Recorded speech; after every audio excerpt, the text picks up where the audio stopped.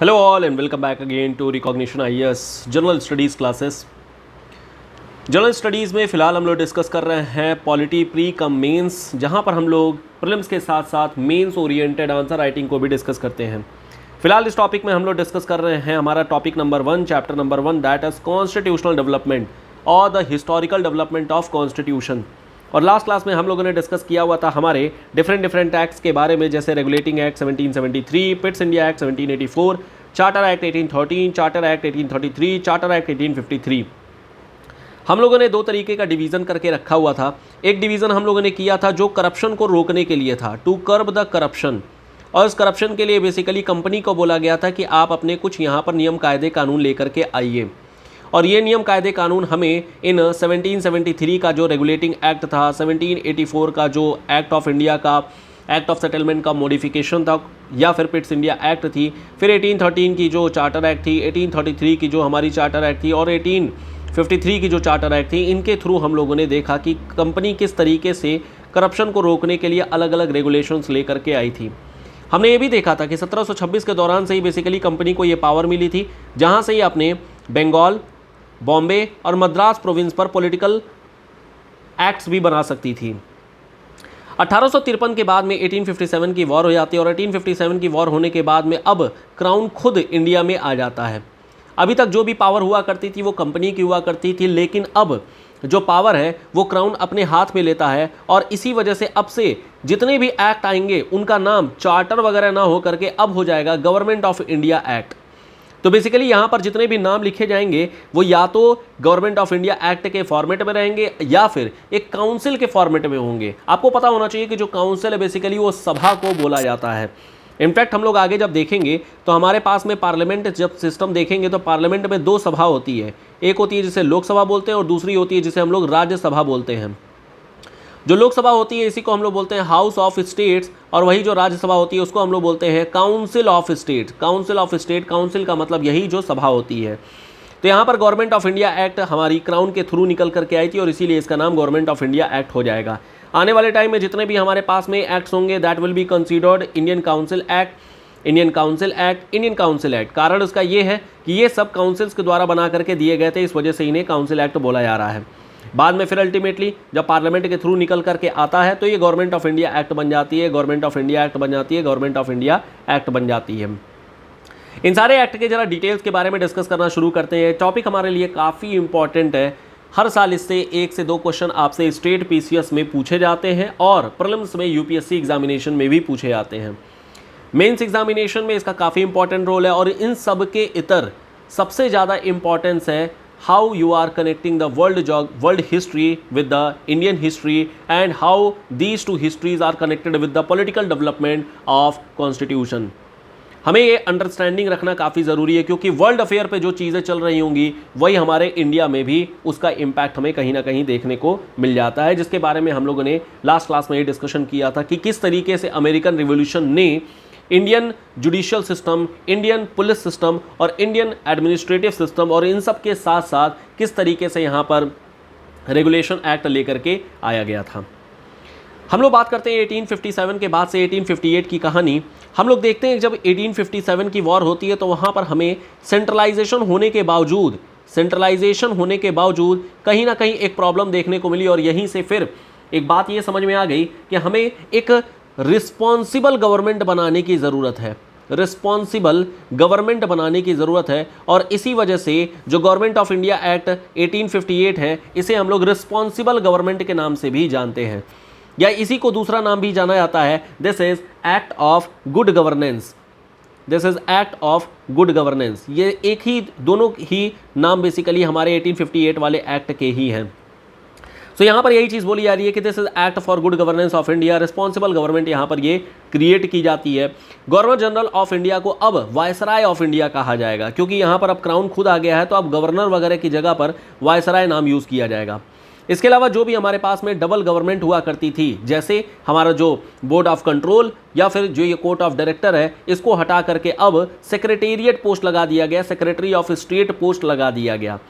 इसके अलावा 15 मेंबर की एक काउंसिल रहेगी जो कि इंडिया के लिए एक सभा का काम करेगी, एक जैसे लोकसभा राज्यसभा होती है वैसे ही एक काउंसिल का काम करेगी जो कि आपस में डिबेट डिस्कशन करेंगे and ultimately they will formulate the new policies. अब ये लोग नई पॉलिसीज यहां से एक काउंसिल के थ्रू बनाना शुरू कर देंगे और इनफैक्ट इसी का इम्पैक्ट हमें देखने को मिलेगा कि आगे जाकर के हमारी जो इंडियन नेशनल कांग्रेस है वो भी इस्टेब्लिश होगी और उसका इम्पैक्ट वो इसी जो काउंसिल ऑफ इंडिया उसी पर एक दबाव बनाने की कोशिश करते हैं, कहीं ना कहीं इन्हीं को कॉन्फिडेंस में लेने की कोशिश करते हैं ताकि जो नियम कायदे कानून आगे जाकर के बने, वॉट एवर लॉज और एक्ट्स जो भी ये लोग काउंसिल ऑफ इंडिया बनाती है तो उस पर एक हमारी इंडियननेस की छाप भी पड़े, इंडिया की जो भी डिमांड है उसको भी यहाँ पर हमें देखने को मिले।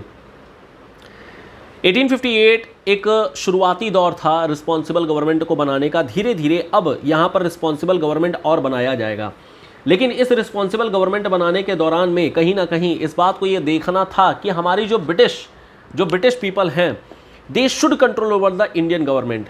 वो लोग यहाँ पर रूल कर रहे थे, गवर्न नहीं कर रहे थे, एक तरीके से वो रूल करना चाह रहे थे और वो रूल करने के लिए नए नए तरीके इनडायरेक्ट फॉर्मेट में बना करके रखे हुए थे। और इस दौरान में यहाँ पर हमारे पास में आती है act of 1861, Indian council act of 1861। ये डिसेंट्रलाइजेशन करता हुआ पहला एक्ट था, डिसेंट्रलाइजेशन करता हुआ पहला एक्ट था 1861। डिसेंट्रलाइजेशन के लिए आप लोग इसको बोल सकते हैं। इनफैक्ट इस दौरान में कई सारे हमारे वायसरायज आते हैं जो कि इंडिया के लिए काफ़ी अच्छा काम किए थे, जैसे लॉर्ड मेयो हो गए या फिर लॉर्ड रिपन हो गए, इन लोगों ने काफ़ी अच्छा काम किया हुआ था। It was the beginning of responsible representative institution और डिसेंट्रलाइजेशन यहाँ से शुरुआत हो जाती है। The process of decentralisation as begin, यहाँ से ये चीज़ें स्टार्ट हो जाती हैं। न्यू लेजिस्लेटिव काउंसिल्स बना दी गई थी ताकि वहाँ पर भी डिबेट एंड डिस्कशन हो। ये किया गया था बंगाल में, इसके अलावा नॉर्थ वेस्ट फ्रंटियर प्रोविंस में, पंजाब में, और यहाँ पर एक नया सिस्टम निकाला गया था डिवीजन सिस्टम, और इसी को बोलते हैं हम लोग पोर्टफोलियो सिस्टम। पोर्टफोलियो का मतलब होता है जैसे अलग अलग मंत्रालय बनाया जाता है, सेम वैसे ही अलग अलग पोर्टफोलियो यहाँ पर डिस्ट्रीब्यूट कर दिया गया ताकि जो एक्सपर्टाइज है किसी एक पर्टिकुलर फील्ड में वहाँ से वो लॉ निकल करके आए। This has empowered the viceroy to issue ordinances. Ordinance बनाने के लिए यहाँ पर वायसराय को एक पावर दे दी गई थी, एक यहाँ पर एम्पावरमेंट दे दिया गया था कि अगर इन केस काउंसिल नहीं बना रही है या फिर काउंसिल को बाईपास करना है, then viceroy can also formulate ordinance and make law for the Indian people. इसके बाद से आता है 1892 का एक्ट और यहाँ से इनडायरेक्ट इलेक्शन की शुरुआत हो जाती है। तो ये आप कह सकते हैं कि इनडायरेक्ट इलेक्शन की शुरुआत यहीं से हमें देखने को मिल जाती है। This has increased the number of member of in the central and provincial legislative council. अब यहाँ से हमारा जो ये काउंसिल हुआ करती थी, इस काउंसिल में अब सेंट्रल काउंसिल और जो प्रोविंशियल काउंसिल्स हैं इन दोनों में संख्या बढ़ा दी गई है मेंबर की। इसके अलावा बजट डिस्कशन करने के लिए भी पावर दे दी गई है कि आप बजट डिस्कस कर सकते हैं और साथ में एक काउंटर क्वेश्चन भी पूछ सकते हैं। Nomination of some non official members किया गया था। बजट डिस्कशन के दौरान में आपको 6 दिन पहले से ही नोटिस देना होता है कि कौन से क्वेश्चन आप पूछना चाहते हैं।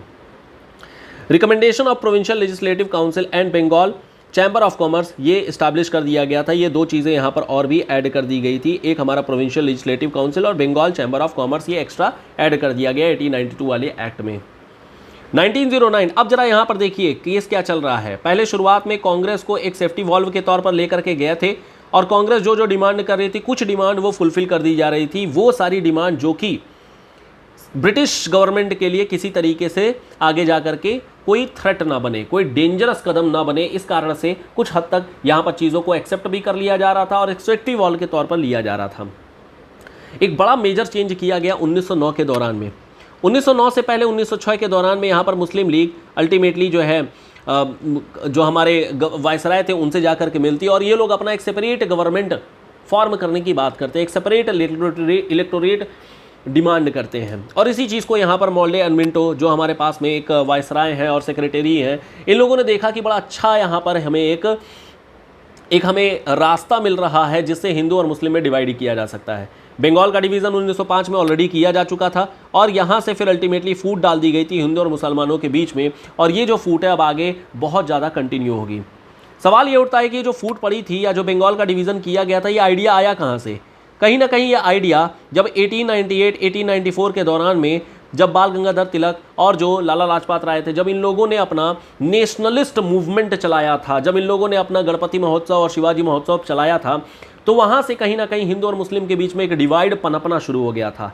इस चीज़ को सेंस करके कहीं ना कहीं जो उस समय के तात्कालीन वायसराय और सेक्रेटरी ऑफ स्टेट थे उन लोगों ने इस चीज़ को सेंस किया और उसी हिसाब से यहाँ पर आगे जा करके एक नया काउंसिल एक्ट बनाया गया जिसमें अब एक कम्युनलिज्म की भावना निकाल करके लेकर के आई जाएगी। एक कम्युनिज्म की भावना रहेगी जहाँ पर हिंदू और मुस्लिम को आपस में डिवाइड कर दिया जाएगा।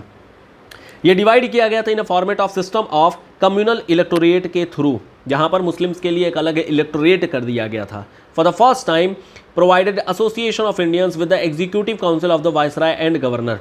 यहां पर लेजिस्लेटिव काउंसिल में अब जो संख्या थी वो 16 से बढ़ा करके 60 कर दी गई थी। Separate representation for the presidency corporation, chamber of commerce, universities and जमींदार, ये सब भी कर दिया गया था। जिसमें सबसे ज़्यादा मेन इंपॉर्टेंट है वो यही है सिस्टम ऑफ कम्युनल इलेक्टोरेट के नाम पर, ये चीज़ आपको ध्यान रखनी है। नेक्स्ट हमारे पास में एक्ट आता है गवर्नमेंट ऑफ इंडिया एक्ट 1919 का नया एक्ट आता है और ये जो 1919 का नया एक्ट निकाला जाता है ये हमारा मॉन्टेग्यू चेम्सफोर्ड रिफॉर्म के नाम से जाना जाता है।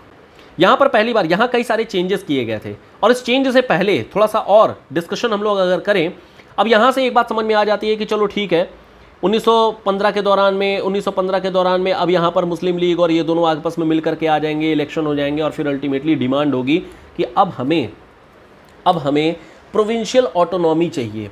अब जरा ध्यान से समझिएगा, 1919 एक्ट से जस्ट पहले जो कांग्रेस और मुस्लिम लीग की जो डिमांड है वो दो डिमांड है प्राइमरली।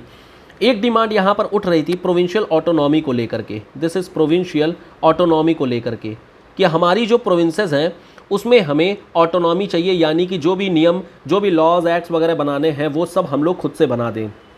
दूसरा, डिवीज़न ऑफ पावर के बारे में बोला गया था। डिवीज़न ऑफ पावर यानी कि पावर का डिवीज़न किया जाए, सेंट्रल लॉ अपना अलग चले और हमारा जो प्रोविंशियल लॉ है वो अपना अलग चले। ये दोनों डिमांड थी। अब जरा देखिएगा ब्रिटिश गवर्नमेंट ने किस तरीके से इस डिमांड के साथ में खेला और ये कहा कि देखो हमने फुलफिल तो कर दिया है बट एक्चुअल में it was not a fulfilment of the any demand, क्योंकि कहीं ना कहीं ये एक तरीके से अगर ये दोनों फुलफिल कर दिया जाता तो एक तरीके का डोमिनियन स्टेटस मिल जाता, और आप लोगों को अगर ध्यान हो तो इस दौरान में होम रूल लीग चल रही थी। होम रूल लीग जो हमारी लाला लाजपत राय वाली और एनी बेसेंट वाली चल रही थी, सॉरी बाल गंगाधर तिलक वाली और एनी बेसेंट वाली चल रही थी। तो ये होम रूल का ही हमें एक रिजल्ट देखने को मिला था कि अब यहाँ पर लोग डोमिनियन स्टेटस की डिमांड करना शुरू कर दिए थे, यानी कि प्रोविंशियल ऑटोनॉमी जो भी प्रोविंस लेवल पर है वहाँ पर हमें एक स्वतंत्रता, एक स्वायत्तता चाहिए ताकि अपने लॉ खुद बनाए जा सके। और दूसरा डिवीजन ऑफ पावर की बात कही गई थी कि centre should go in a different law and provinces should go in a different law, दोनों के अलग अलग लॉ बनाने की बात कही गई थी। इन दोनों के ही पार्ट में प्रोविंशियल ऑटोनॉमी के नाम पर कहा गया कि चलो ठीक है हम आपको यहाँ पर लॉ बनाने की एक आज़ादी दे देते हैं कि आप यहाँ पर अपना लॉ बना सकते हैं। और यहाँ से एक सिस्टम निकाला गया डायरकी के नाम पे। डायरकी मतलब द्वैध शासन, दो तरीके से यहाँ पर डिफरेंट लिस्ट सिस्टम लाया गया। लिस्ट सिस्टम का मतलब कि you can make your own law, अब आप अपना लॉ यहाँ पर बना सकते हैं। So for the first time dyarchy was introduced and it also introduced by cameralism. जो डिवीजन ऑफ पावर थी यहाँ पर हमारी निकल करके आ गई बाई कैमरलिज्म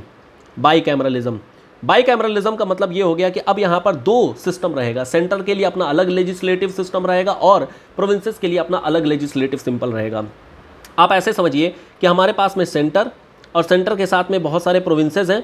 सेंटर के पास अपनी खुद की पावर मेकिंग है यानी लॉ बनाने की पावर है, प्लस साथ ही साथ में इनके पास अपना एक लेजिस्लेचर है, अपनी एक खुद की विधायिका है। इसी तरीके से जो हमारे पास में प्रोविंसेस हैं, जो हमारे पास में ये डिफरेंट प्रोविंसेस हैं, इनके पास भी कुछ लॉ बनाने की पावर है और इनके पास भी अपना खुद का लेजिस्लेचर है। सिमिलरली लॉ बनाने की पावर है, इनके पास अपना लेजिस्लेचर है। लॉ बनाने की पावर, लेजिस्लेचर, लॉ बनाने की पावर एंड लेजिस्लेचर। देखने में बड़ा अच्छा लग रहा है कि हाँ ठीक है, centre is going in a different way. Centre जो है ऊपर से चीज़ों को मॉनिटर करेगा, सेंटर ऊपर से सब लोगों के एक भले के लिए काम कर रहा होगा, सब लोगों के वेलफेयर के लिए काम कर रहा होगा। लेकिन एक्चुअल में ऐसा है नहीं। ऐसा इसलिए नहीं है क्योंकि यहाँ पर जो पावर दी गई, जो यहाँ पर डायरकी दी गई, जो यहाँ पर लिस्ट सिस्टम दिया गया कि आप किस किस चीज़ों पर लॉ बना सकते हैं, वो बड़े ही वेग टाइप के थे। That was not important. जैसे एजुकेशन हो गया या फिर आपके रोड हो गया या फिर छोटे मोटे जितने भी काम थे वो सब दे दिए गए थे प्रांतों वाले कि चलो ठीक है ये आप अपना काम कर लो। जो पावरफुल पोस्ट थी जैसे पुलिस, जैसे आपका शिपिंग, जैसे ट्रेड, जैसे फाइनेंस, जैसे इंटरनेशनल अफेयर, ये जितने जैसे कम्युनिकेशन, ये जितनी भी बड़ी बड़ी चीज़ें थी, it was again with the centre only. तो एक्चुअल में केवल एक लालच के तौर पर दे दिया गया था कि चलो ठीक है आप लोग भी लॉ बना लो, बट उस लॉ बनाने का जो सब्जेक्ट था वो कहीं से भी रिलेवेंट नहीं था। दूसरी चीज, जो पाई कैमरलिज्म में निकल करके आ रहे हैं और इस स्टेट का एक रिप्रेजेंटेशन जो हमें सेंट्रल लेजिस्लेचर में जो देखने को मिलेगा, वहां पर बना दी गई एक काउंसिल जिसका नाम राज्यसभा टाइप की एक काउंसिल बना दी गई, जो कि केवल और केवल एडवाइजरी रोल पर था, केवल और केवल एडवाइजरी रोल पर था। अब आप अगर मान लेते हैं कि प्रोविंसेस से उठ करके सेंटर में चले भी जाते हैं, बट वहां पर केवल और केवल एक एडवाइस के तौर पर है, आपके पास में रियल पावर तो आपके हाथ में है ही नहीं। तो ये क्या हुआ, एक तरीके का छलावा कि आपने जो डिमांड की थी प्रोविंशियल ऑटोनॉमी वो दी तो गई, लेकिन वो एक तरीके का छलावा दिया गया, बस वो नाम के लिए दिया गया, बट एक्चुअल में उसकी कोई पावर एग्जिस्टेंस है ही नहीं। सिमिलरली इसी तरीके से डिवीजन ऑफ पावर दिया तो गया, लेकिन वो भी एक तरीके का छलावा है जिसका कोई भी मतलब नहीं है। यही चीज़ in fact government of India act 1919 में होती है, और इसी एक्ट के बाद से फिर लोगों का एक रिवोल्यूशन, एक क्रांति का दौर नया चल गया, खिलाफत आंदोलन मिल गया, फिर जलियांवाला बाग हो जाती है, फिर उसके बाद से आगे जाकर के साइमन कमीशन का विरोध किया जाएगा, तमाम काम यहाँ पर किए जाएंगे, और वो कहीं ना कहीं act of 1919, government of India act of 1919 के अगेंस्ट में ही किया गया था। ऐसा कहा गया कि जो गवर्नमेंट ऑफ इंडिया एक्ट 1919 है, इसका 10 साल बाद वापस से रिव्यू किया जाएगा, यानी कि 1929 में किया जाएगा, लेकिन विद्रोह इतना ज़्यादा हो गया, साइमन कमीशन और तमाम तरीके के यहाँ पर आंदोलन इतने ज़्यादा चला दिए गए कि इनको पहले ही, मतलब कि 1927 में पहले ही इनको जो है लॉ बनाना पड़ गया। तो ये चीज़ मेनली थी यहाँ पर जो हमें लॉ बनाने के नाम पर लाई जाएगी। अल्टीमेटली इन सभी का गोलमेज सम्मेलन, यानी कि जो राउंड टेबल कॉन्फ्रेंस है, जो आपका नेहरू रिपोर्ट बनाया गया था, फिर आपका जो साइमन कमीशन की रिपोर्ट थी, इन सब कमीशन की रिपोर्ट के बाद में फाइनली हमारा 1935 का एक नया एक्ट लाया जाता है, और इस 1935 के एक्ट में ये बताया गया था कि what should be the basis for the future governance for India. Government of India act 1919 के बारे में अगर आगे बात किया जाए तो एक तो ये डायरकी ला दी गई थी, और दूसरा यहाँ पर बाई कैमरलिज्म ला दिया गया था। दोनों इंपॉर्टेंट चीज़ यहाँ पर की गई थी। इसके अलावा वायसराय की जो एग्जीक्यूटिव काउंसिल थी उसमें 3 इंडियंस को भी इंक्लूड कर दिया गया था। एक इंपॉर्टेंट काम यहाँ पर यह हुआ था कि अब यहाँ पर वुमेन को भी वोटिंग राइट दे दिए गए थे, वुमेन को वोटिंग राइट यहाँ पर मिल गए थे। ये हमारे लिए काफ़ी इंपॉर्टेंट और काफ़ी बड़ा सिग्निफिकेंट चेंज देखने को हमें मिला था। इसके अलावा जो हमारा कम्युनल रिप्रेजेंटेशन था उसको और एक्सटेंड कर दिया गया था, मुस्लिम्स को ही नहीं बल्कि आगे जितने भी क्रिश्चियंस हो गए या फिर जो भी माइनॉरिटी में लोग थे उन लोगों को भी अब यहाँ पर कम्युनल रिप्रेजेंटेशन दे दिया गया था। इसके अलावा एक नया ऑफिस खोल दिया गया था, high commission for India in London. यहाँ पर पब्लिक सर्विस कमीशंस वगैरह इस्टेब्लिश कर दिए गए थे ताकि अब जो PSCs वगैरह हैं, ताकि जितने भी ब्यूरोक्रेट्स वगैरह हैं उनको भी अब यहाँ से रिक्रूट किया जा सके। Provincial budget for the central, जो हमारा बजट है इसको अब सेपरेट कर दिया गया था, यानी कि प्रोविंसेस अब अपना खुद का अपना बजट बनाएंगी और जो सेंटर है वो अपना खुद का बजट बनाएंगे। तो कहीं ना कहीं प्रोविंशियल ऑटोनॉमी के नाम पर एक छलावा किया गया था, और एक्चुअल में इस छलावे का कोई भी सिग्निफिकेंस नहीं था, कोई भी मतलब नहीं था। अल्टीमेटली जब कई सारे रिपोर्ट हो जाते हैं, क्रांतियां हो जाती हैं, साइमन कमीशन की रिपोर्ट जाती है, राउंड टेबल कॉन्फ्रेंस की रिपोर्ट जाती है, नेहरू रिपोर्ट जाती है, और यहाँ पर फिर गवर्नमेंट ऑफ इंडिया एक्ट 1935 लाया जाता है। और ये जो गवर्नमेंट ऑफ इंडिया एक्ट 1935 है, कहीं ना कहीं इसका इम्पैक्ट हमारे आज के कॉन्स्टिट्यूशन में भी देखने को मिल जाता है। The basis of constitution, present day constitution is act of government of India act of 1935। तो कुछ इंपॉर्टेंट चीज़ रही होगी, कुछ बड़ी चीज़ रही होगी। यहाँ पर एक्चुअल में अब एस्टैब्लिशमेंट कर दी गई थी ऑल इंडिया फेडरेशन। अब ये फेडरेशन का क्या मतलब होता है, फिलहाल अभी केवल ये समझ लीजिए, फेडरेशन एक तरीके का प्रोविंशियल सिस्टम ही होता है, एक तरीके का प्रोविंशियल सिस्टम होता है, यानी provinces now have the power. इसके अलावा जो यहाँ पर डायरकी वगैरह इंट्रोड्यूस की गई थी उसको एबॉलिश कर दी गई थी, और अब प्रोविंशियल ऑटोनॉमी इंट्रोड्यूस कर दी गई थी। इसके अलावा डायरकी जो है वो सेंटर में ला दी गई थी। डायरकी सेंटर में लाने का मतलब एक तरीके से लिस्ट सिस्टम समझिए कि सेंटर किस किस चीज़ पर काम कर सकती है और स्टेट किस किस चीज़ पर काम कर सकती है, ये बात डिफाइन कर दी गई। सेंटर को बता दिया गया कि कौन कौन सी चीज़ों पर अब आप लॉ बना सकते हैं, कानून बना सकते हैं, और स्टेट को भी बाकी पावर दे दी गई कि आप भी अब अपने किन किन चीज़ों पर पावर बना सकते हैं, लॉ बना सकते हैं, ये बात दे दी गई थी। इसके अलावा बाई कैमरलिज्म इंट्रोड्यूस कर दिया गया था। इसके अलावा जो प्रिंसिपल ऑफ कम्युनल जो रिप्रेजेंटेशन है उसको भी एक्सटेंड कर दिया गया था, वही दलित्स को भी अब दिया जाने लगा representation. Establishment of reserve bank of India हो गई। फेडरल कोर्ट बनाया गया जो कि मॉरिस के अंतर्गत था। मॉरिस मतलब कि इस समय की जो गवर्नर, मतलब कि जो चीफ जुडिशियल मजिस्ट्रेट बनाई गई थी, या फिर जिसको आप बोल सकते हैं कि चीफ जस्टिस बनाई गई थी, वो मॉरिस थी। अब यहाँ पर जरा ध्यान रखिएगा, फेडरल कोर्ट यहाँ बनाया तो गया है लेकिन इसका कोई खास सिग्निफिकेंस नहीं है। अब इसका क्या खास सिग्निफिकेंस नहीं है वो हम लोग अभी थोड़ी देर में डिस्कस करते हैं। फिलहाल इसके अलावा हमारे पास में एक फेडरल, प्रोविंशियल और जॉइंट पब्लिक सर्विस कमीशन बना दी गई थी, जो कि पहले केवल और केवल पब्लिक सर्विस कमीशन थी। अब यहाँ पर federal, provincial, joint public service commission ये दोनों बना दी गई थी। अब जरा एक पॉइंट यहाँ पर आप ये समझिए कि यहाँ जब फेडरल कोर्ट बना दी गई है तो आखिर में जो हमारा फेडरल कोर्ट है वो काम क्यों नहीं कर रहा है, क्यों ये जो फेडरल कोर्ट है ये फेल क्यों हो गई थी? इसके पीछे कारण है, और इसी कारण के कारण से हमारे कॉन्स्टिट्यूशन में एक आर्टिकल भी इंक्लूड कर दिया गया था। अब यहाँ पर जैसे मान लेते हैं फेडरल कोर्ट है, this is suppose a federal court. अब ये जो फेडरल कोर्ट है, कोई ना कोई अगर कानून आए, कोई ना कोई अगर केस आएगा तो उसके बदले में यहाँ पर ये अपना जजमेंट देंगे। लेकिन एट द सेम टाइम जो हमारे पास में वायसराय है, इसके पास भी अपना एक जुडिशियल पावर है, जुडिशियल पावर है। ये अपने जुडिशियल पावर का इस्तेमाल करके कहीं ना कहीं जो फेडरल कोर्ट है, इस फेडरल कोर्ट के जजमेंट को नलीफाई कर दे रहा है। तो दोनों में क्या क्लैश आ रही है? एक तरफ वायसराय की आ रही है, दूसरे तरफ हमारे जो फेडरल कोर्ट है इन दोनों की आ रही है। So there is a problem, क्योंकि इन दोनों के बीच में हमें ये एक मिक्स्ड एरिया देखने को मिल रहा है, इन दोनों के बीच में ये एक इशू देखने को मिल रहा है। और इसी चीज़ को दूर करने के लिए अगर आप वायसराय को देखेंगे तो वायसराय एक तरीके का एग्जीक्यूटिव बॉडी है, दिस इज़ एग्जीक्यूटिव बॉडी। और वही अगर आप फेडरल कोर्ट को देखेंगे तो फेडरल कोर्ट एक तरीके का जुडिशियल बॉडी है। और यही रीज़न है कि हमारे कॉन्स्टिट्यूशन में इस पॉइंट को देखते हुए, आर्टिकल नंबर 1935 को देखते हुए हमारे पास एक आर्टिकल नंबर 50 के नाम पर लाया गया हमारे इंडियन कॉन्स्टिट्यूशन में, जहां यह बात बोली गई है कि executive will be separated from judiciary.